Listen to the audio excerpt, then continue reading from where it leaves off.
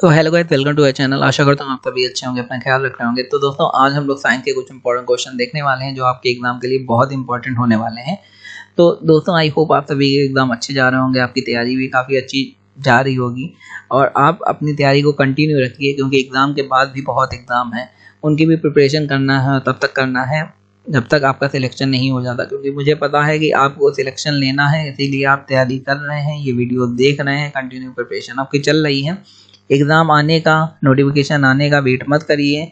कुछ एग्ज़ाम का क्लियर है, वही सेंट्रल गवर्नमेंट से पास हो चुके हैं, तो जहाँ काफ़ी हद तक वो आ ही जाएंगे एग्ज़ाम, लाइक सीआरपीएफ है, एसएससी जीडी। आपकी एज है उसकी तैयारी करिए, एज निकल गई है तो ऐसे एग्ज़ाम की तैयारी करिए जिनमें आपकी एज है अभी। तो बहुत ज़्यादा टाइम नहीं है, काफ़ी लोग प्राइवेट जॉब कर रहे होंगे, उसके साथ भी अपनी तैयारी कर रहे होंगे, उनका भी अप्रिसिएशन है। जिनके पास अभी टाइम है, छोटे हैं, वो सिर्फ तैयारी कर रहे होंगे, उनका भी अप्रिसिएशन है। आपको अपनी तैयारी लगातार बनाए रखिए। तो चलिए, आज हम लोग साइंस के क्वेश्चन देखने वाले हैं। बिना किसी देरी के स्टार्ट करते हैं। सबसे पहला हमारा क्वेश्चन है, स्वयं बिना बदले रासायनिक अभिक्रिया की दर में परिवर्तन लाने वाले पदार्थ को क्या कहते हैं। अब ये कंडीशन आपने काफ़ी बार सुना होगी, ये 9th-10th में जब हम लोग पढ़ते थे कितना अच्छा लगता था कि किसी पदार्थ में अभिक्रिया हो रही है, उसमें कुछ और मिला दिया जाए तो उसकी गति, उसकी जो स्पीड है वो बढ़ जाती है। तो उसे क्या कहते हैं? उसे कहते हैं उत्प्रेरक। आपने पढ़ा भी होगा, उत्प्रेरक का बेसिकली काम ही यही होता है, अगर कुछ अभिक्रिया हो रही है, कोई पदार्थ में कोई काम हो रहा है, तो उसमें वो चीज़ मिलाने से वो चीज़ जो काम है वो जल्दी जल्दी हो जाएगा। उत्प्रेरक को इंग्लिश में क्या कहते हैं? कैटालिस्ट। ये भी इंपॉर्टेंट है कि उत्प्रेरक को इंग्लिश में क्या कहते हैं? कैटालिस्ट। ये आपने नहीं पढ़ा होगा। और इसे क्या कहते हैं? उत्प्रेरक। ये आपको पता होगा। फ़ारेनहाइट पैमाने के अनुसार पानी का सामान्य क्वथनांक कितना होता है? फ़ारेनहाइट में ज़्यादा होता है जो नंबर होता है, सेल्सियस में कम होता है। तो बेसिकली पानी का क्वथनांक कितना है? 212, मतलब 212 डिग्री फ़ारेनहाइट। ये आपको पता होना चाहिए। समान परमाणु संख्या लेकिन अलग द्रव्यमान संख्या वाले अणु क्या कहलाते हैं? समस्थानिक। ये आपने पढ़ा होगा, आइसोटोप। समस्थानिक, समस्थानिक माने क्या होता है? जिसमें द्रव्यमान संख्या क्या होती है? परमाणु संख्या बराबर होती है लेकिन द्रव्यमान संख्या उसकी अलग होती है। ये भी क्लास 10th के 9th के क्वेश्चन हैं जो आपने पढ़ रखे होंगे, तो ये भी इंपॉर्टेंट क्वेश्चन है, आपको पता होना चाहिए। इंसुलिन की खोज किसने करी थी? ये अभी आपके एग्जाम में आया था, बताने की जरूरत नहीं है।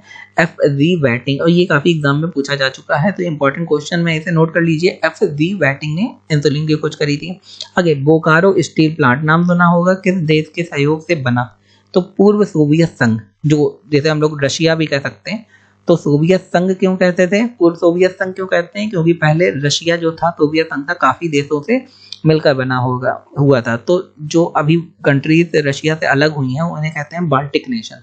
जैसे यूक्रेन हो गया, बेलारूस हो गया, तो ये काफ़ी कंट्री रशिया से अलग हुई हैं, तो उन्हें बाल्टिक नेशन कहते हैं। बेसिकली वो अब रशिया से अलग हो गए हैं, तो रशिया ये एरिया हो गया, और इसे अब पूर्व सोवियत संघ इसलिए कहा जाता है क्योंकि वो तो कंट्रीज अलग हो गई।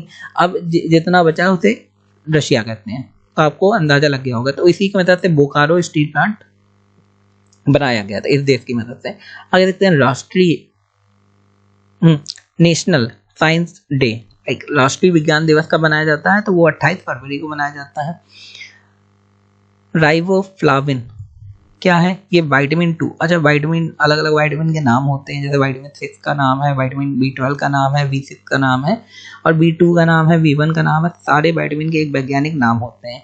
जैसे मैंने विटामिन B12 का मिथाइल कोबालामिन बताया था नाम, विटामिन B6 के नाम 2-3 के पूछ लिए जाते हैं, B1 के, B2 के, B6 के, B12 के। B9 का जैसे फॉलिक एसिड आपने सुना भी होगा, लेना भी पड़ता है काफ़ी कंडीशन में, तो वो राइबोफ्लाविन इसे कहते हैं। आगे देखते हैं, मधुमक्खियों के काटने पर किसके कारण दर्द होता है? तो मधुमक्खी जब काटती है, चींटी काटती है, तो उनके अंदर एक एसिड होता है। जैसे अभी पूछा गया था, चींटी के अंदर कौन सा एसिड होता है, तो मधुमक्खियों के अंदर कौन सा एसिड होता है? वो फॉर्मिक अम्ल के कारण, मतलब फॉर्मिक एसिड के कारण दर्द होता है, क्योंकि वो एसिड हमारी बॉडी में आ जाता है। तो दोस्तों, आगे बढ़ने से पहले मैं रिक्वेस्ट करना चाहता हूँ, अगर आपने हमारे चैनल सब्सक्राइब नहीं करा, सब्सक्राइब कर लें, बेल आइकन को दबा दें, बिकॉज वो सब्सक्रिप्शन है और मोटिवेशन। सब्सक्राइब करेंगे तो और अच्छा कंटेंट आपके लिए लाने की कोशिश करेंगे। आगे देखते हैं, संवेग कैसी राशि है? सदिश राशि है, अदिश राशि है?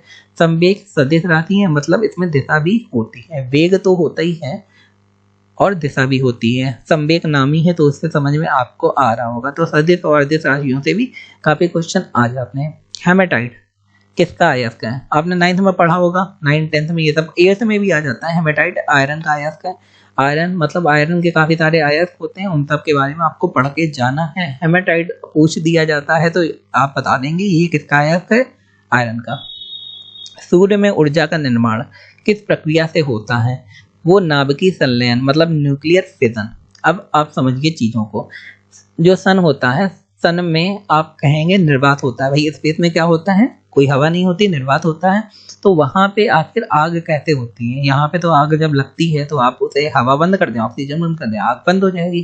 तो सन स्पेस में तो हवा नहीं होती, तो आग कैसे जलती है, तो वो होता है न्यूक्लियर फिजन के बारे में। न्यूक्लियर फिजन आप वही समझ लीजिए जैसे एटॉमिक वन या फिर न्यूक्लियर चीज़ों से जो भी ऊर्जा बनती है, लाइक लाइट बनती है, तो वो न्यूक्लियर फिजन से ऊर्जा होती है, वो बहुत ज़्यादा ऊर्जा होती है। तो बेसिकली वहाँ पे हीलियम और हाइड्रोजन दो गैसें होती हैं, उनकी वजह से ये न्यूक्लियर फिजन होता है। अब आप कहेंगे स्पेस में हवा नहीं होती है, तो जो साउंड होता है उसे भी चलने के लिए हवा की ज़रूरत होती है। स्पेस में हवा होती नहीं है। स्पेस में विस्फोट बहुत बड़े बड़े होते हैं, लेकिन क्योंकि बिना किसी हवा के आवाज़ पहुंचेगी नहीं, इसलिए आवाज़ आप तक नहीं आती, लेकिन वो विस्फोट बहुत ही तेज होते हैं, बहुत ही बड़े होते हैं। आगे देखते हैं, भू प्रॉपर्टी में सर्वाधिक पाया जाने वाला तत्व क्या है, तो वो है ऑक्सीजन। सिंपल सी बात है। ध्वनि का वेग अनुमानतः कितना होता है, ध्वनि का वेग कितना होता है, 330 मीटर पर सेकेंड। ये भी इंपॉर्टेंट क्वेश्चन है। लाइक साउंड की स्पीड भी पूछी जाती है, लाइट की स्पीड भी पूछी जाती है। लाइट की स्पीड कितनी है, 3 लाख किलोमीटर पर सेकेंड। आप सभी को पता होगा, उसी से लाइट ईयर मतलब प्रकाश गति को नापा जाता है लाइट की स्पीड से। आगे देखते हैं क्वेश्चन, पानी का घनत्व किस ताप पर अधिकतम होता है, तो भैया 4 डिग्री सेल्सियस जो होता है उस ताप पर पानी का घनत्व आप पता ही होगा, वो सबसे अधिक होता है।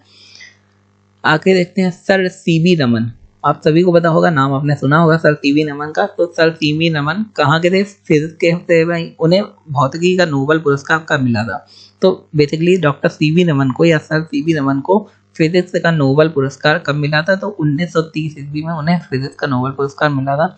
आगे देखते हैं, कंप्यूटरों के इंटीग्रेटेड सर्किट आईसी का नाम आपने सुना होगा काफ़ी बार। अब मैंने बताया भी है आईसी किस में यूज़ होता है, ट्रांजिस्टर में यूज़ होता है आईसी बेसिकली। तो आईसी जो चिप्स होती है, बेसिकली ये चिप्स हैं, ये ताइवान में बनती हैं, चाइना में बनती है और कंप्यूटर में यूज़ होती हैं और काफ़ी देशों में इनका मांग है। तो बेसिकली ताइवान या चाइना में बन के ये बेसिकली अलग अलग कंट्रीज में एक्सपोर्ट करी जाती है। तो सर्किटों के लिए चिप्स साधारणतः किससे बनाई जाती हैं, तो आईसी आपको पता ही है कौन सा एक तत्व होता है जिससे आईसी मतलब इंटीग्रेटेड सर्किट बनाई जाती है, वो है बेसिकली सिलिका। तो आपने सिलिका का नाम सुना होगा या सिलिकॉन, इसका नाम सुना होगा। और इसका यूजली यूज ही होता है कि चिप बनाया जाए, और ये चिप, इसमें पानी का यूज़ काफ़ी होता है, आप सभी को होता है। जो वीडियो गेम की कैसेट बनाई जाती हैं या ये सब बनाया जाता है, इन सब चीज़ों में पानी का काफ़ी यूज़ होता है, तो उसमें काफ़ी पानी की बर्बादी होती है, तो उससे ये बनाई जाती हैं। तो दोस्तों ये थे आज के हमारे इंपॉर्टेंट क्वेश्चन। आई होप आपको वीडियो अच्छा लगा। अगर अच्छा लगा तो हमारे चैनल को लाइक शेयर सब्सक्राइब करना बिल्कुल ना भूलें। धन्यवाद।